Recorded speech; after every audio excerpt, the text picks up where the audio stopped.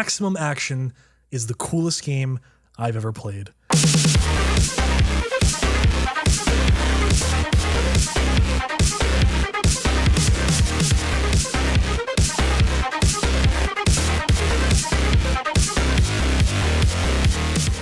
I could honestly end the video right there, but I don't think it would do Maximum Action any justice. It's published by indie publisher New Blood. You've more than likely heard of them, but just in case you haven't, they've published games like Medieval and Dusk, which was one of my favorite games back when that released. New Blood somehow publishes solid games. Time and time again, New Blood puts out absolute bangers.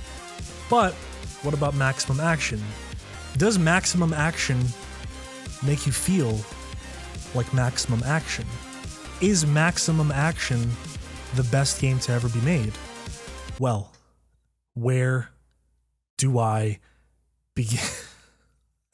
No, I'm kidding. Maximum Action is the best shooter you will play this year, and probably the future too. This is what happens when you take Inner Animal by Scattle, hook it up on steroids, and give it 2 grenade launchers. I found this comment under the OST upload on YouTube Mean Streets because it's true. Oh yeah, nice. Maximum Action takes you through a simple tutorial both to help you figure out the mechanics of the game and to show you how to do all that badass stuff this game lets you do. As soon as I started the first level, right off the bat, grabbed some guns and got to work. Maximum Action is a shoot 'em up, it's fast, it's hype. The goal is extremely simple. You start at point A and you have to get to point B. During your travels, you are, for lack of a better word, encouraged to pull off sick moves while killing several enemies. If you don't dive at every opportunity, use the slow motion mode, or jump kick people in the face on your way there, then you aren't playing Maximum Action the right way. The game is in early access. Typically, I see that early access badge on Steam and think to myself, well, I'll probably come back when that's gone.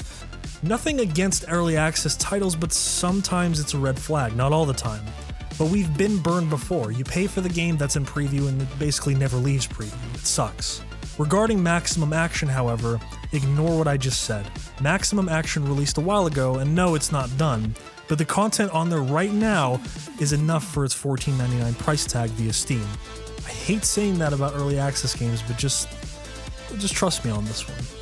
There's even a bit of customization. It's nothing special given the aesthetic of the game, but it's kinda cool to slap on the gas mask and act like this silent protagonist hard-ass dude whose only goal is to kill a bunch of bad guys in the coolest way possible.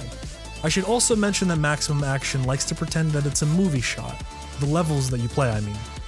They're called scenes, and each level or scene is basically just a one shot of action. Maximum action, that is. You can replay those scenes to see how cool you looked, but unfortunately the replay tool doesn't work all that great.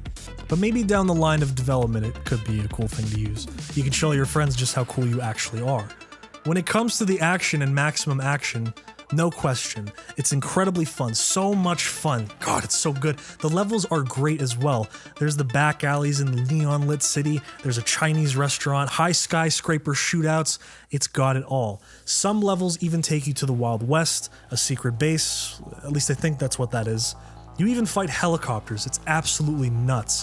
While it's all a blast to tear through, those last levels I mentioned aren't as good as its previous. The secret base where you're shooting at masked soldiers and snow camo is honestly kind of boring. It equips you with a suppressed pistol and really gives you that secret spy vibe.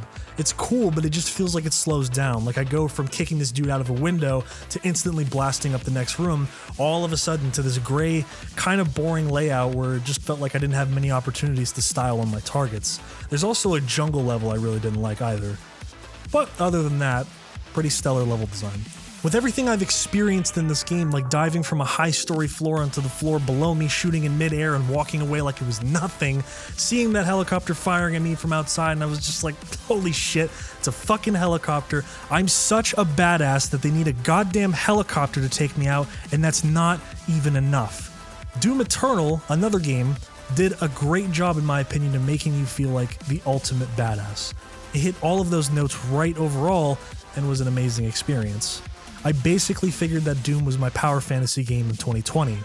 After about roughly 3 levels of Maximum Action, I now realize that this is the ultimate power fantasy. You aren't a hulking menace slaughtering demons and all that good stuff, but when you walk into the room, you are the threat. You are the maximum threat. the maximum threat of action. You are maximum action. Buy this fucking game.